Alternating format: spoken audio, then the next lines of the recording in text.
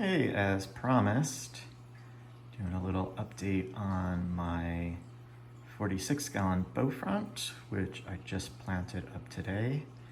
The last remaining plants I was waiting for came kind of late, but they did finally arrive, fortunately. So this aquarium was sort of inspired by two things. One was a 29-gallon planted aquarium I did maybe 8 years ago. If you look in my old videos, you can find a couple videos. I think one is, it was a Southeast Asian aquarium, and the other one I think mentions old 29-gallon aquarium. And it was sort of abundantly planted. I think there was similar plants. It wasn't great, but it was a nice, I was happy with it in the long run. It was the plants were nice.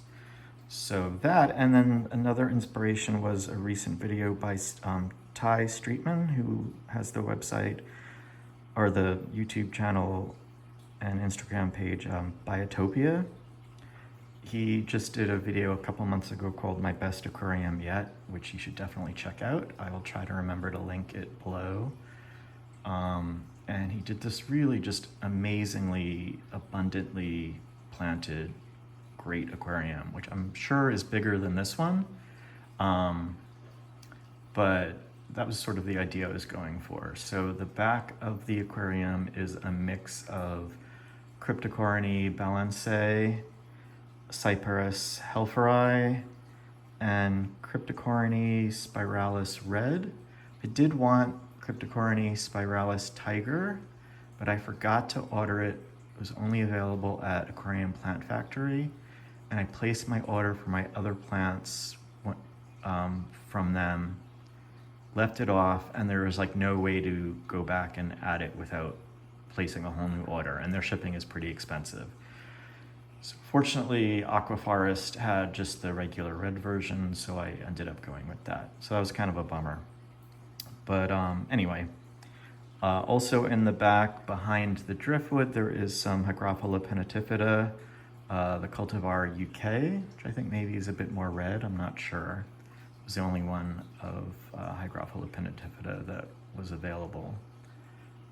Let's see. There is some Hydrocotyle tripartita sort of tucked under the some of the wood, so you can't really see it. My experience with that plant is it grows very fast, very aggressively. It's kind of a pain, so we'll see how it does. I may get sick of it and rip it out if it is too vigorous. But it's a cute plant, so I thought I'd give it a try. On the left and tucked in behind a few of the rocks, between the wood and the rocks, is Cryptocoryne undulata red and some Cryptocoryne nurii. And then there is some, towards the front, some Cryptocoryne parva. There's also Lagenandra meeboldii red on the right, which is a plant I really, really love. I had it in my old 40-gallon planted aquarium, so I'm excited to be growing that again. Also the Proserpinica, what's the name of it? Palustris. Proserpinica, that is hard to say. Proserpinica palustris is a stem plant that I had left over from the 45-gallon. So that is on the right of the rocks near the Lagenandra. We'll see how it does. Stem plants are a lot more work. So they sometimes can be annoying to keep maintained, keep trimming them and replanting them. But I had it left over and I thought it would look nice here. In the center, in front of that one big white rock in the center is Cryptocoryne pink flamingo, which is kind of nice that you can get a tissue culture of basically just one plant. It's Buse Plants has small cups sometimes, and in this case, I think it's either one or two plants. This case, it was just pretty much just one plant. Because the last time I grew this plant as tissue culture, it was so many of them that there was no way I could use it all. Like I couldn't fit it in my tank and it felt wasteful. I ended up, I think, just dumping some of it because there was just so much of it.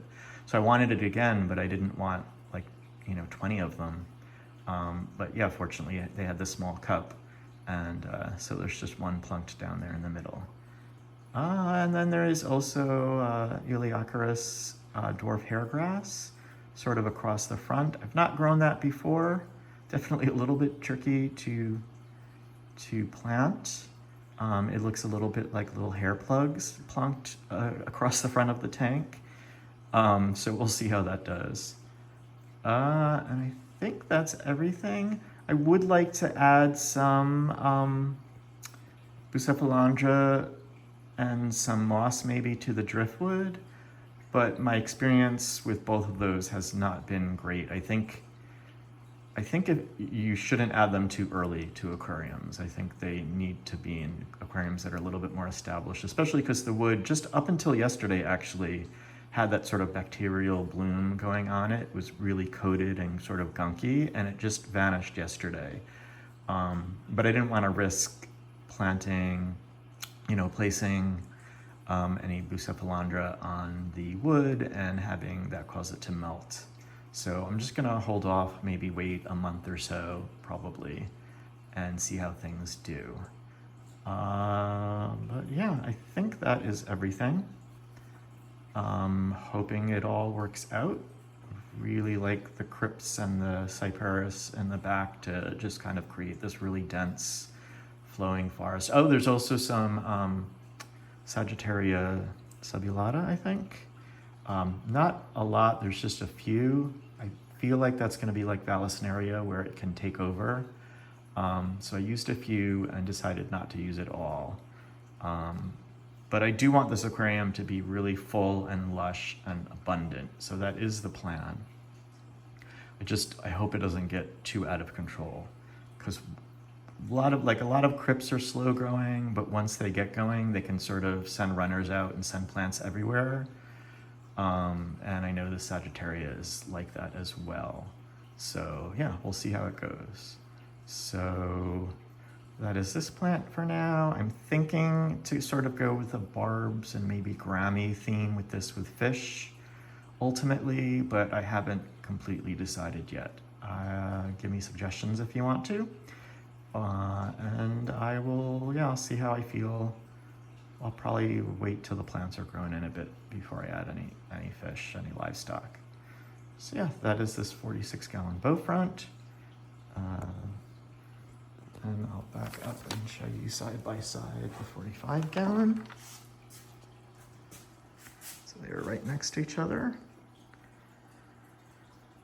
So yeah, wish me luck on this latest project. Hopefully they will both be great tanks, and hopefully I will keep them well maintained and looking nice. So yeah, that's it. Hope you enjoy, and thanks for watching.